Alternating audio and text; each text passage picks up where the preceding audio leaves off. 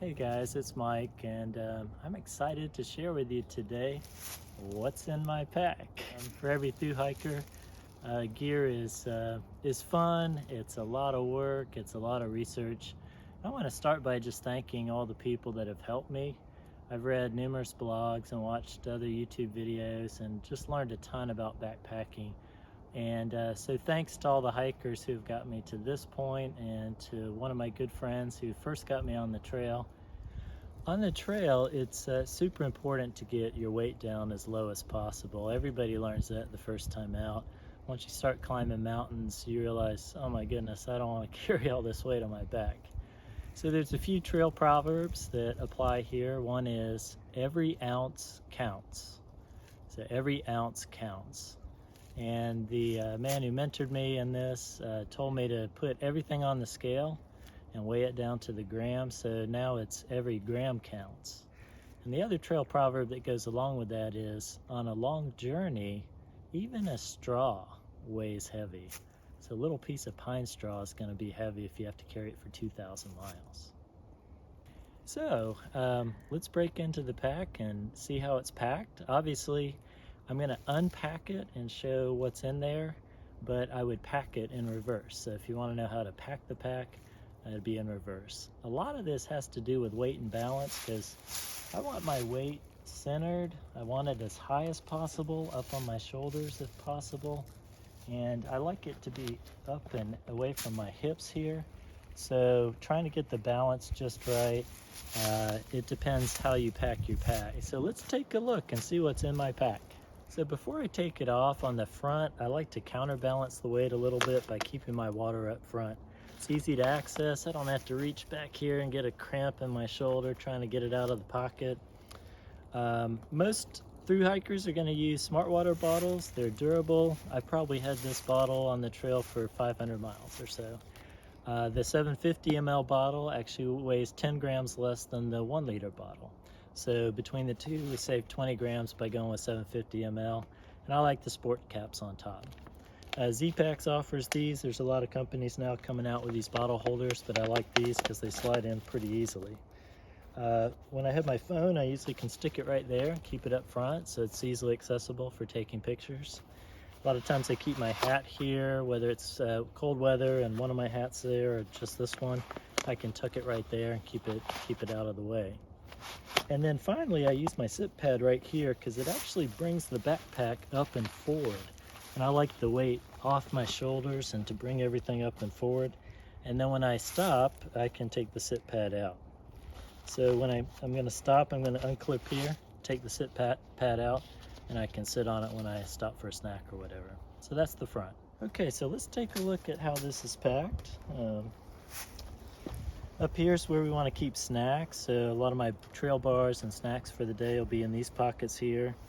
I also like to keep my headlamp here, sometimes in back. And this is pretty standard headlamp a lot of people use by Nightcore. It's rechargeable. It weighs just over an ounce, and I use the common hack of saving some weight on the band by making my own band. So that stays up front in these pockets.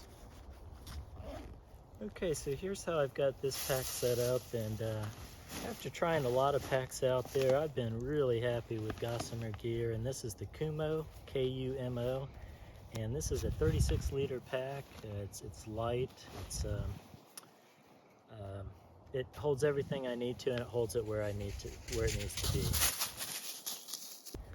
So the total weight for the backpack, I haven't weighed it lately, but I think my base weight is probably around 9.5 or 10 pounds. With about 3 days of food, it's around 12 pounds, 12.5, and with 6 to 7 days of food, it's up around 16. So that's still a pretty comfortable ride with this pack.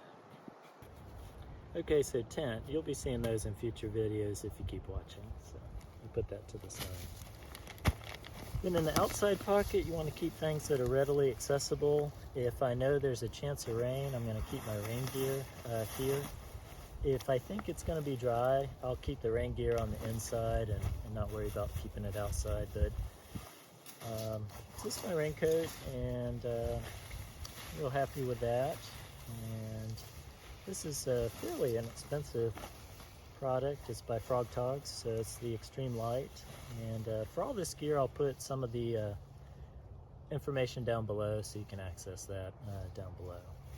I like to keep my gloves in the pocket so I don't lose them. So these are the Vertis gloves by Zpacks, and these are for rain, or if it's cold I can put these mitts over my other gloves to keep the wind out, so maybe in the White Mountains where it's a little cooler, or if it's raining and I just need to keep dry, I can put the mitts on. And then the final piece is this guy, and so get a little Scottish flair going, and so once we're hiking we can put that around and don't have to put our legs through and get the pants all dirty. This is Superlight, and so it's a rain kilt, and the kilt will shed the water, and then when you're in camp it can double up. You can lay it on the ground and use it to store gear on top of. Real happy with these. Got a lot of ideas online and in this bread bag to keep these dry. These are my camp shoes. So I was looking for a different option. Crocs weigh about 16 ounces. A lot of the foam sandals come in at about 10 ounces, and some of the slides are around 8 or 9 ounces. So between the two, I think these are 2 or 2.5 ounces. And what we've got here is a Tyvek bootie. So this is used in industrial applications to keep people clean when they're working in an industry setting in case there's a spill. So this is Tyvek, so it's durable, and so at night I can get my wet shoes off and get out of those. And then we all have plenty of these that we take out of our shoes, and just found a piece of ribbon. I think it's a 1/2 inch ribbon, and I've got it so I can slide my foot in under there and bring this up and lace it around my ankle, kind of like a biblical sandal or a Jesus sandal. And then this stays inside of here, so at night when I need to get up during the night or just paddling around camp, I've got this option to stay clean and dry. And it's only around 2 ounces, so real happy with that. When I don't need them, it's only a couple ounces. So these are camp shoes. Okay, so next I keep my stakes, and because I'm going to need these pretty quickly when I get to camp.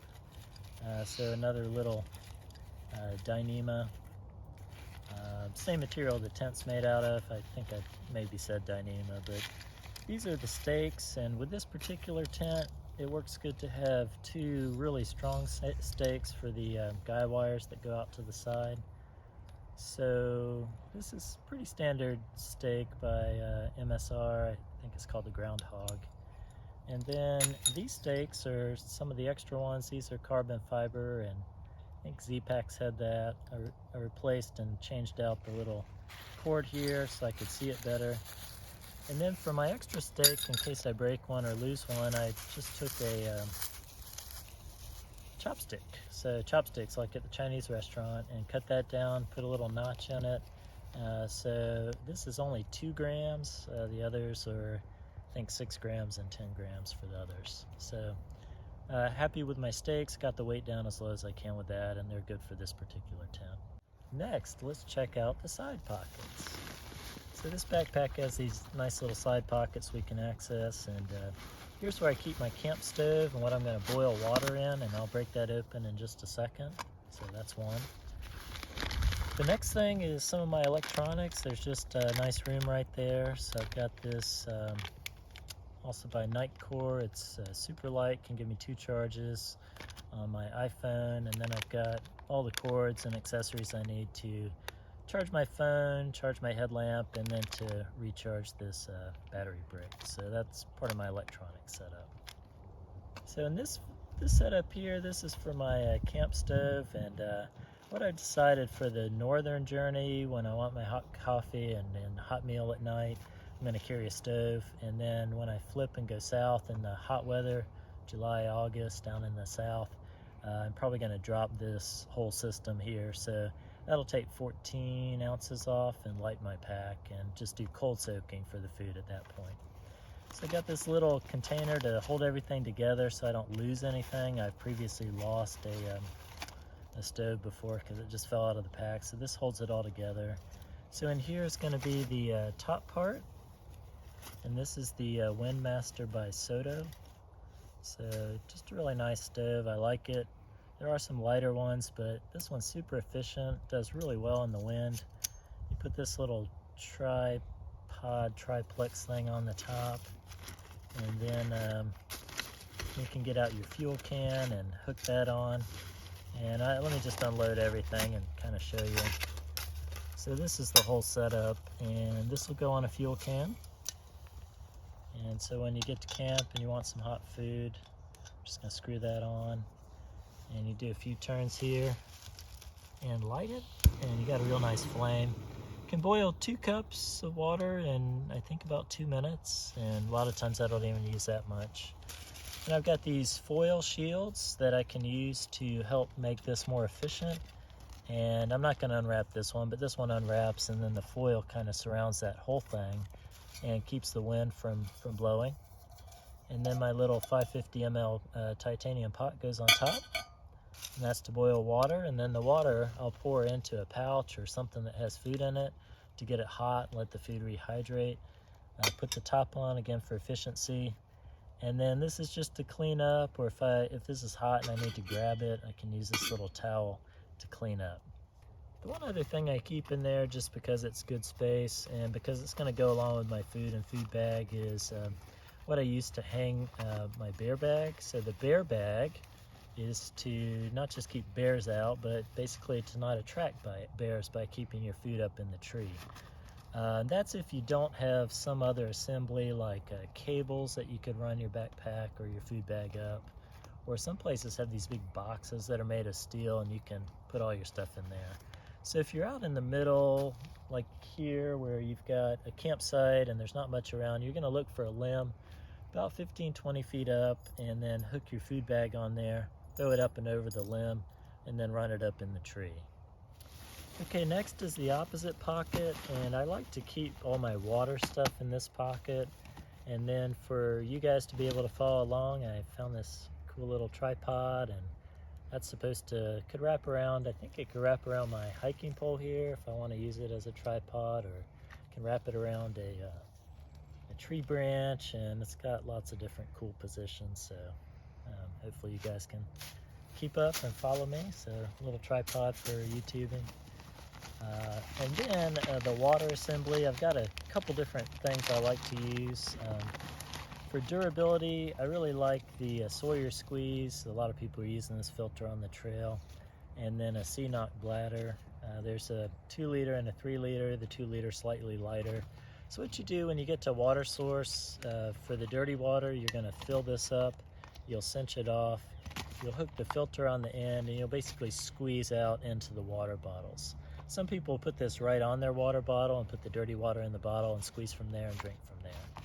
So that's water. In this pocket also, got just some of my personal items. So we've got toilet paper and some powder and Body Glide, and probably put a few Vaseline balls in there, anything to reduce chafing and to help out with personal care. Alright, so next up top there's this zipper where I can keep things I want to access quickly as soon as I set the backpack down. Got my first aid kit in here, and so I just feel like that's a good place to keep this. And I'll show you this probably in more detail at some point, but just to zoom in some, I've got band-aids and some medicine there. I've got forceps to get ticks off. Got a little bit of duct tape. I've got things for blister care, Benadryl. I've got a steroid pack in case I need that. Treat allergic reactions. Then some antibiotic ointment and some GI meds, Imodium in case of diarrhea, some lip balm, and a little tiny Swiss Army knife that has the scissors on it and a little file. So that's my first aid kit. Okay, the next thing up top is my ditty bag. And in this little bag are things I'm going to need mostly when I get to camp at nighttime. And so at night there's some different things I'll need. My reading glasses to look at maps and read and kind of check out things on my phone. I've got some earbuds, and I chose to go with the plug-in ones just so I have one less thing to recharge on the trail. This is also my wallet where I'll keep a credit card and some cash, and this should be pretty dry in these Dyneema bags. Then I've got my medicine, kind of personal medicine, in one of these. And then I've got some toothpaste powder, and I found that on online, a site called Garage Grown Gear. And then little toothbrush that they also have, and something to floss with so I can keep my choppers nice and shiny on the trail. Alright, so next let's break into the pack itself, the main body. And a lot of days you're gonna not want to do this till you get to camp, so that's where it's nice to keep things on the outside. Got these cinches to kind of keep everything nice and tight, so I'll loosen those. So puffy coat, a lot of times I'll take that down into my dry bag, but if it's cold out or cool and I take it off right before hiking or during hiking, I'll just stuff it in the top. So if I stop and start to cool off because I'm sweaty and it's cool out, I can put that on and stay warm at a stop. So puffy coat can go there, raincoat could go there. Next up, because I like my weight up high, will be the food bag. So this is what I was talking about, what people call their bear bag or food bag. Put a little reflector on there so at night if it's up in the tree I can find it with my headlamp a little more easily. This is also made by Zpacks. There's a lot of companies doing these now. You can get personalized ones. But this is made of the Dyneema, and the goal here is it's not going to keep a bear out, but it'll keep rodents out. So when you get to camp, there's mice in a lot of shelters, there's squirrels, there's possums, who knows what, but you're just trying to keep rodents out because this is really tough material. Alright, so you open this by just unfolding here, and on the outside I'm usually going to keep whatever cup I'm using. In this case it's the GSI Outdoors cup, and this is nice for coffee. It just keeps everything really warm. So there's a neoprene sleeve to keep that insulated, and then a nice, I don't know, 2 cup? Yeah, it holds 2 cups. And then you can put your coffee in there and open it up and sip out of there. And then you can also rehydrate your food in here, so if you have homemade food and want to dump that in and then dump the hot water in here, this won't melt. So unlike the Talenti containers, which will melt if you put boiling water in, this one's tough and rugged. It weighs just a little bit more than some of them, but this is a nice setup for when you want something hot. Okay, next, inside of here I've got a smell-proof bag, because if they can't smell it, they won't come for it. At least that's the hope. So again, we're trying not to attract any critters or bears or anything. So this is a smell-proof bag, and there's a few different ones I may use. And basically, here's where you're going to keep all your trail food, and I'm going to have another video just on food. So we'll go into that in more detail on food. But this would be kind of a typical setup of trail food. You got potatoes, and you can put that with tuna or chicken pouches, so you got protein and carb. You got some meal bags, and these you can just pour the hot water right into it. So this is Mexican quinoa and pad thai. Here's a meal bar that is 600 calories, I believe, 700, so just that could be a meal if you don't feel like cooking. Got my coffee packets, cold brew and hot coffee, so just pour that into water. I have some tea for nighttime, just some little treats. Probably have some hot chocolate. Snacks, these honey stingers are great. Got peanut butter, Kind bars, more bars, trail butter, all kinds of nut butters for high calorie, and figs, meals to go, just all kinds of food. Usually have more chocolate, but just got one for right now. Alright, so what else do we have in here? Let's see. Oh, way down there. Okay, so in case your pack gets soaked through, which it probably will at some point, I've got another dry bag in here, and this dry bag is where I'm going to keep clothes. So any extra clothes that I need to keep warm and dry. So here's my mid layer, Patagonia R1. And so when it's cold, I'll carry that. In the warm months, I'll send that home. Got socks to sleep in, sleep clothes. Got my extra layer shirt for when it's cooler.